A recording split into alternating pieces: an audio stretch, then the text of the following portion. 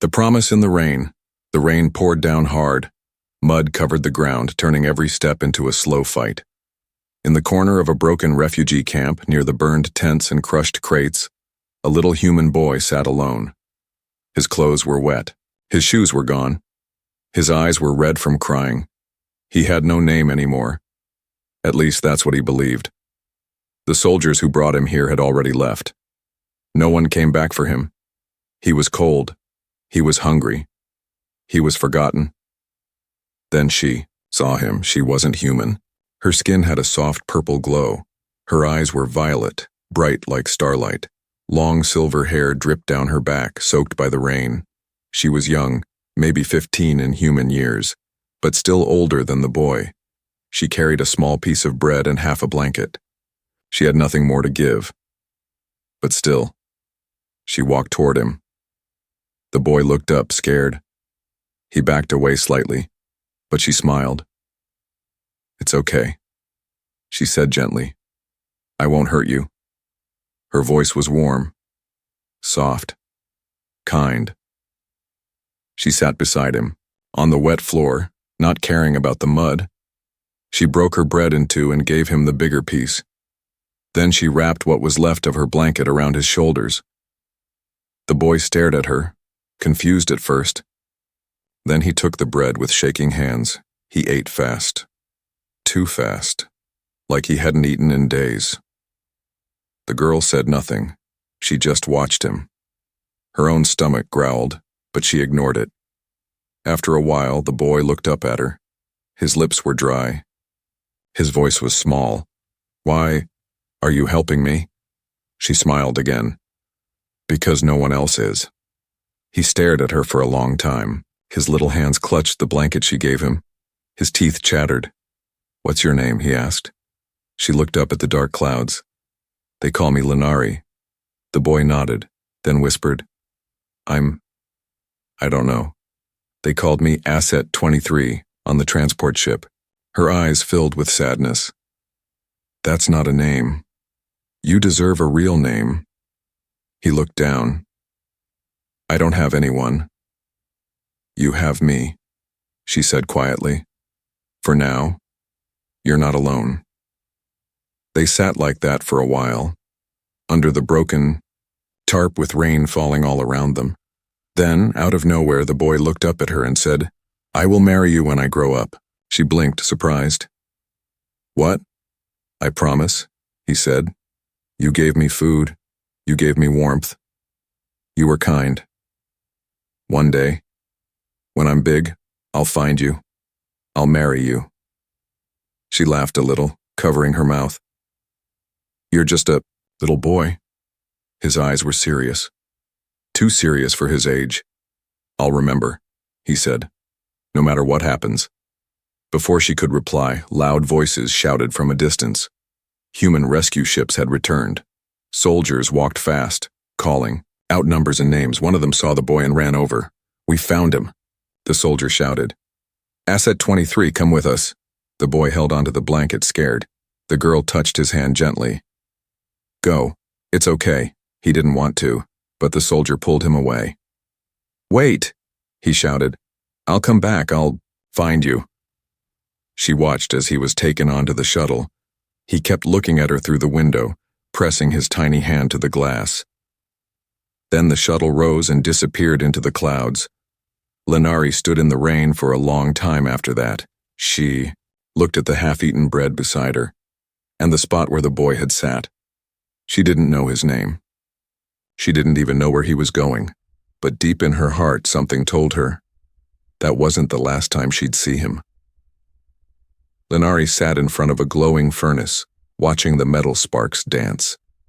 Years had passed since the rain-soaked day she gave bread to a human boy. Her village was gone now. Her people had moved to a mining colony far away, under 2 moons and red skies. She was no longer a child. Her hair was longer now, braided and streaked with silver dust from the mines. Her hands were strong. Her eyes had grown colder, but not empty.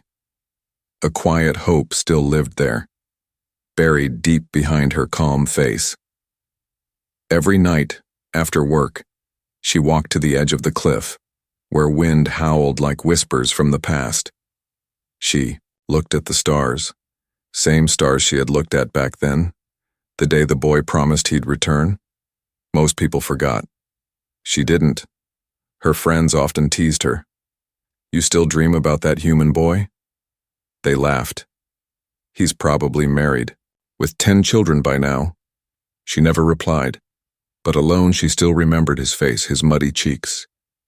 The way he held her hand and said, "I will marry you when I grow up." It was a silly promise, but one that stayed with her longer than it should have. One evening, something strange happened. A shuttle landed near the colony. It wasn't a normal supply ship. It was old, patched, and dusty from travel. A small crowd gathered. No one knew who was inside. Linari stayed back. She didn't care. But then, someone asked a question. "Is there anyone named Linari here?" Her heart skipped a beat. A man stepped out of the shuttle wearing a black cloak. He had a scar across his chin and eyes that burned like fire. He was tall, quiet, strong. His gaze moved through the crowd like he was searching for something or someone. Linari took a step back. Her hands trembled. That voice, when he asked for her, was too familiar. He turned, and for one brief moment their eyes met. She froze. He stared at her as if the whole galaxy had stopped spinning. He took off his hood, and Linari felt the air leave her lungs. He was human. His face was older, his body had changed, but his eyes, they were still the same soft, serious eyes from years ago. The boy had returned, but she didn't run to him. She stood still, unsure, scared. He walked closer, step by step, and stopped a few feet away. "Do you remember me?" he asked softly. She didn't answer. He smiled, just a little. "You gave me bread. You wrapped me in your blanket. You told me I wasn't alone." Tears touched her eyes before she could stop them. "But that was so long ago," she whispered. Nodded. "I've been searching for years, I never forgot." Linari didn't know what to feel. Joy, fear, confusion. "I didn't think you'd come back," she said. "I made a promise," he replied. "And I'm here to keep it." Tiai. Others watched in silence. Linari turned away, wiping her eyes. "You were a boy," she said. "Things are different now." "I know," he replied. "But let me stay. Not to marry you right away. Just to be near you. To prove I mean what I said." She didn't know what to say, so she simply nodded. The stars above them twinkled brighter. That night, that evening, she didn't walk to the cliff alone. He stood beside her. He didn't hold her hand, but he stood close enough to remind her. The promise wasn't forgotten. And maybe, just maybe, it was only the beginning. It was late. The sky outside Linari's window was dark red, painted with the light of 2 moons. Most of the colony was asleep. Only the machines hummed in the distance. Linari sat near her door, holding an old necklace she had made from wire and a broken crystal. It was all she had left from her childhood. She turned it slowly in her fingers, lost in thought. Then, a knock. Soft, gentle, but it made her freeze. No one visited her this late. Her heart beat faster. She stood slowly, eyes narrowing. The knock came again. "Who is it?" she asked, voice steady but firm. Silence. Then came a voice. "I don't want to scare you, but I think I owe you a cup of tea." She blinked. She knew that voice. She pulled the door open, and there he stood. The human boy, now grown, stood there with a tired smile and 2 cups in his hands. Steam rose from the cups. He looked like he hadn't slept in days, but his eyes still carried the same warmth, the same promise. "You remember," she whispered. He nodded. "I remember everything." He stepped inside. Her home was small, just 1 room, a table, and a bed near the wall. She hadn't expected a guest, but she didn't care. For some reason, her heart didn't want to push him away. He placed the cups on the table. I asked the kitchen bot for tea. It made something odd, but still warm. Lenari chuckled softly. They sat. Silence fell between them, but it wasn't uncomfortable. It felt full, like the silence was holding something sacred. He looked around. You live alone? He asked. She nodded. Most of my people moved to better colonies. I stayed. Why? She looked down. I don't know. Maybe I was waiting. He didn't ask what she meant. Maybe he already knew. She finally looked up at him. You never told me your name. He smiled. Jace. She repeated it softly. Jace. The sound of it warmed the cold corners of her chest. Then she asked the question she was afraid to ask. Why did you really come back? He didn't answer right away. Instead, he pulled something from his coat pocket, a small box. He didn't open it, just placed it gently on the table. She stared at it. I'm not asking you to accept anything tonight, he said. I came to give you a choice. I don't want you to feel trapped, not by a promise made by a child. Her hands trembled. He continued, but I also came because I've spent years thinking of you.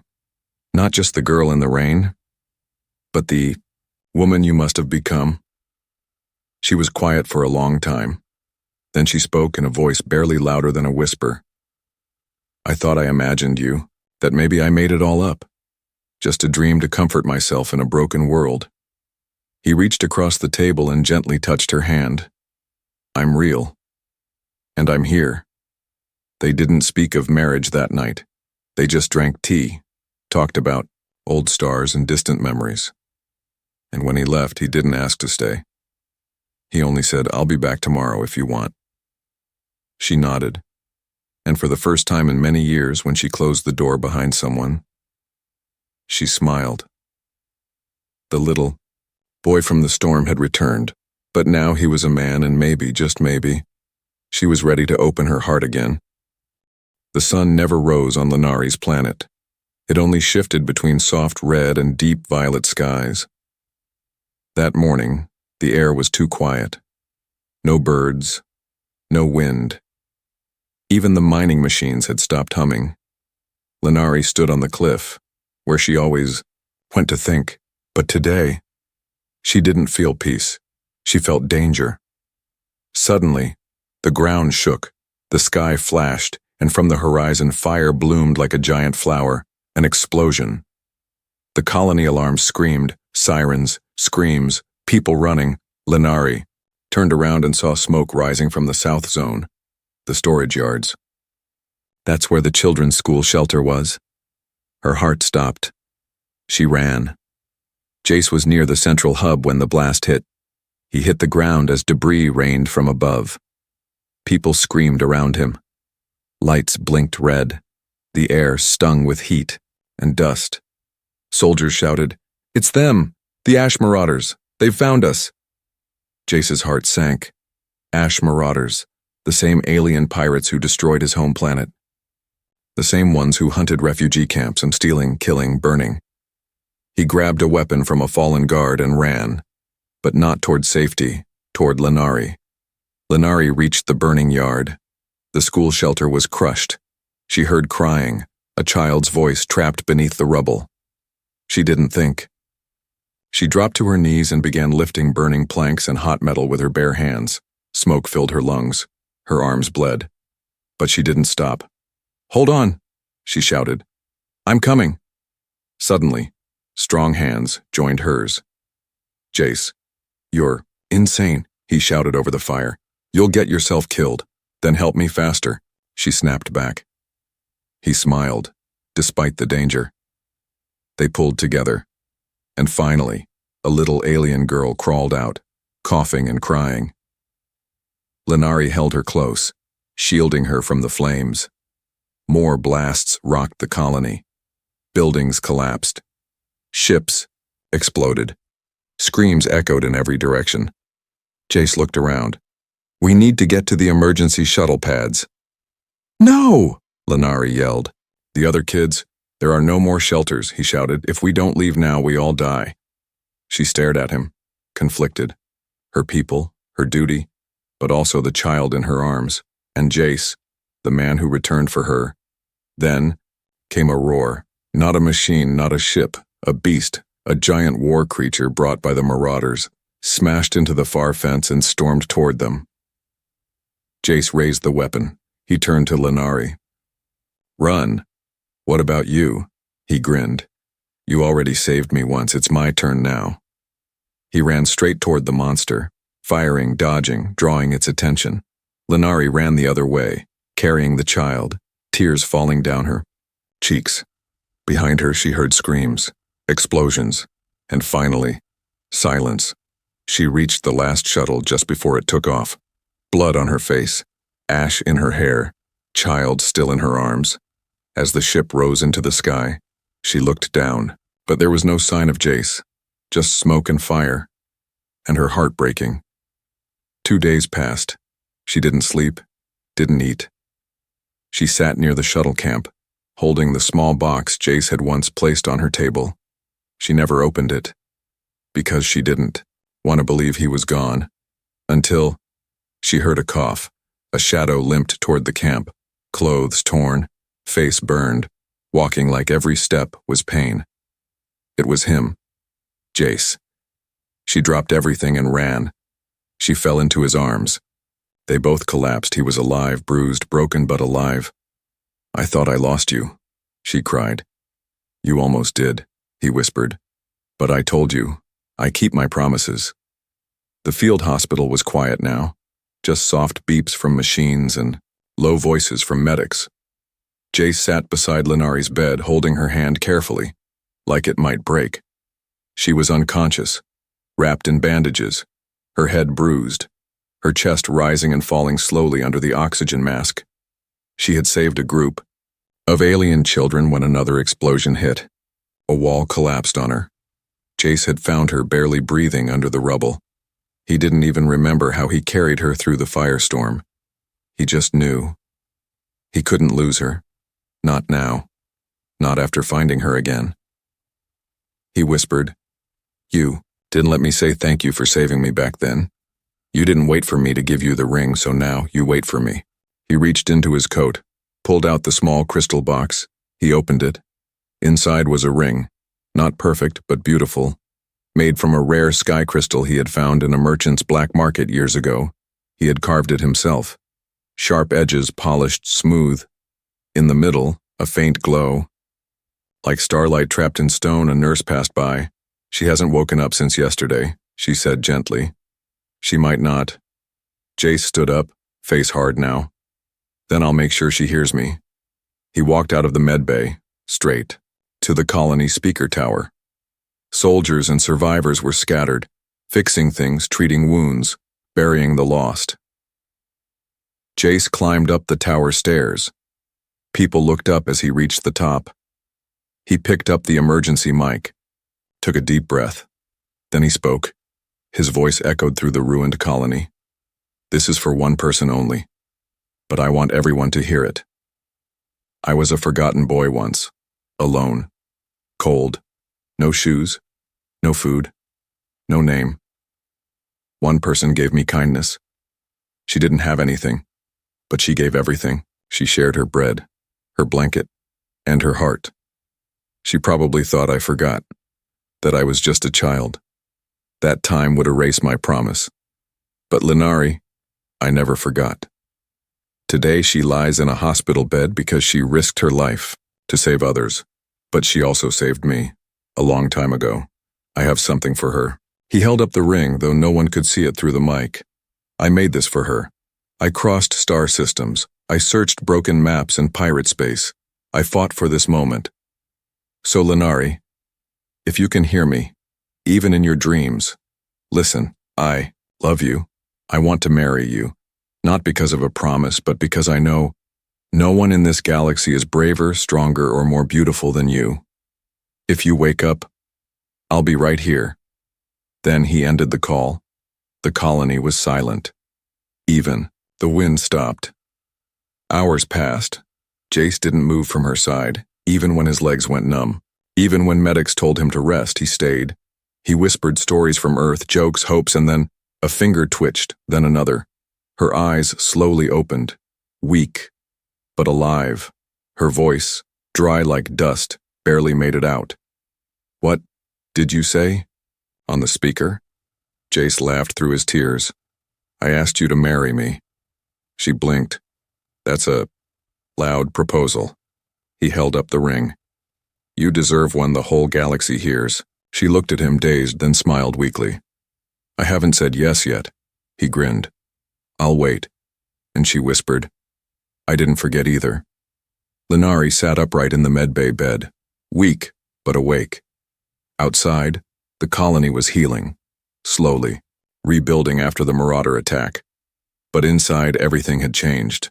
Her heart felt strange, lighter, and heavier at the same time. Jace sat beside her, holding the small, glowing ring between his fingers. She stared at it. "It's beautiful," she whispered. "It's not just a ring," he said softly. "It's a story." She tilted her head. "Tell me." So he did. "It took me years to find it," Jace began, eyes fixed on the crystal.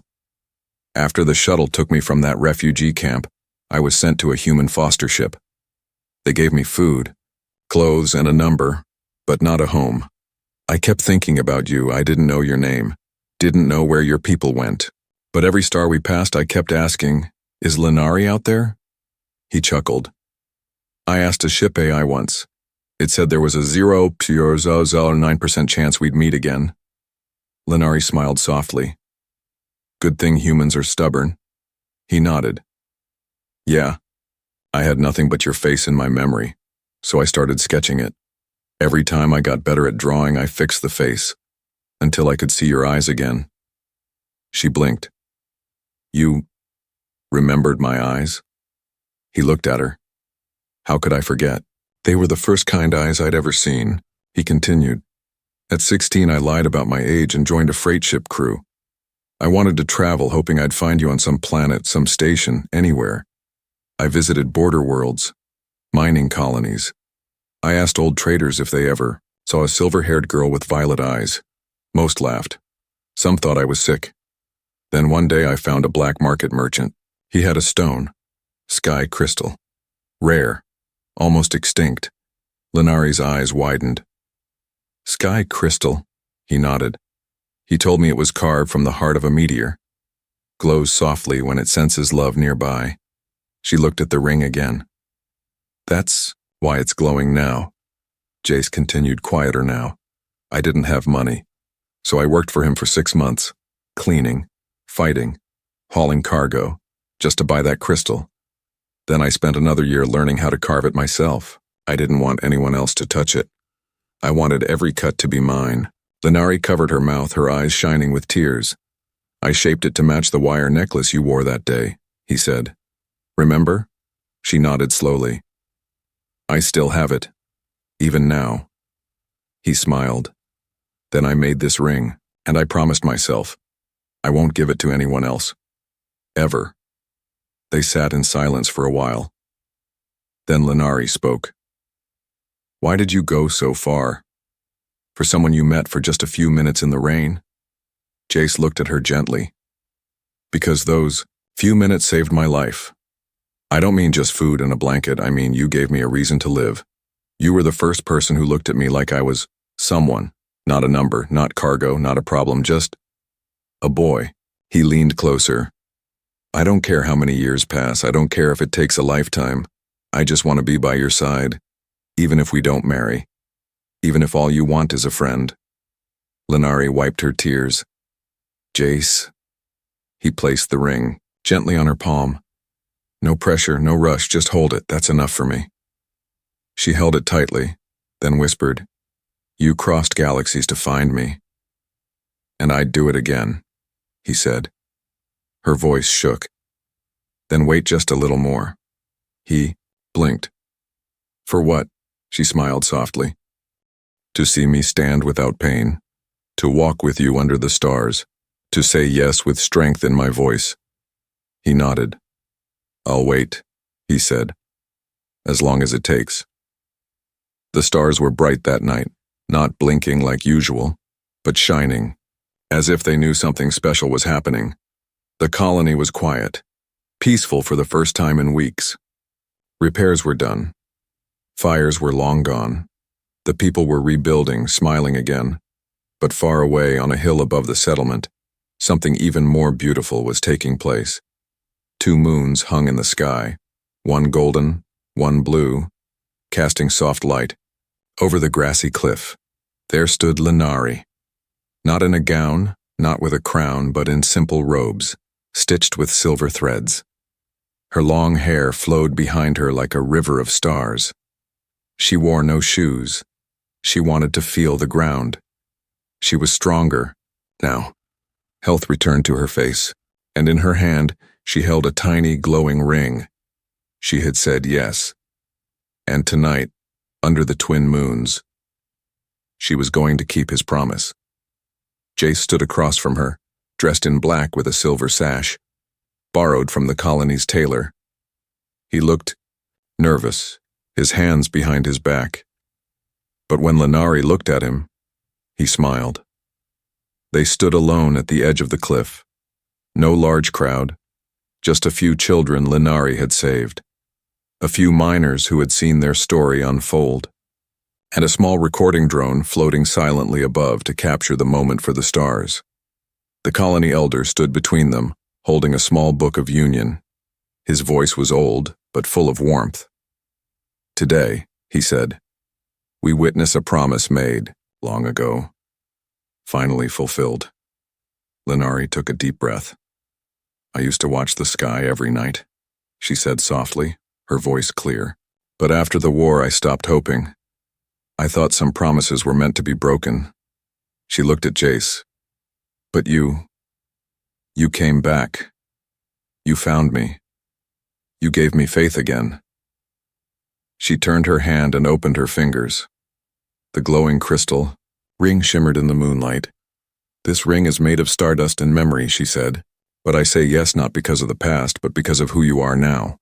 Brave, loyal, kind. Jace's hand shook as he held out his own. I was just a child when I made that promise, he said. But I meant it. Today, I don't just offer you a ring. I offer you a life, full of light, full of stories, full of love. The elder smiled. Then place the ring. Linari gently slid the ring onto Jace's finger. It glowed brighter for a moment, like it was alive. Then Jace placed a matching band on hers. It was simple, made of metal from the colony's mines, but carved with care. It had her name on the inside. The elder raised his hand. By the laws of old and the promise of 2 hearts, I now declare you partners of the stars. The children clapped. A few miners wiped tears. The drone made a soft chime as it saved the moment. Jace and Linari stepped closer. She whispered, Now you're not just a boy I saved. He whispered back, Now you're not just the girl who gave me bread. They both smiled and kissed under 2 glowing moons. Later, after the small celebration, they stood alone again on the cliff. Jace looked at her, eyes full of wonder. So, what now? She looked up at the sky. We build something, she said. Together, for others like us. He nodded. A place where no one's forgotten. She reached for his hand. Let's start with a home. Far above, the stars listened. And somewhere across the galaxy, a long-forgotten AI quietly updated its odds. Chance of lost promise fulfilled. Previously, 0.09% now, 100%.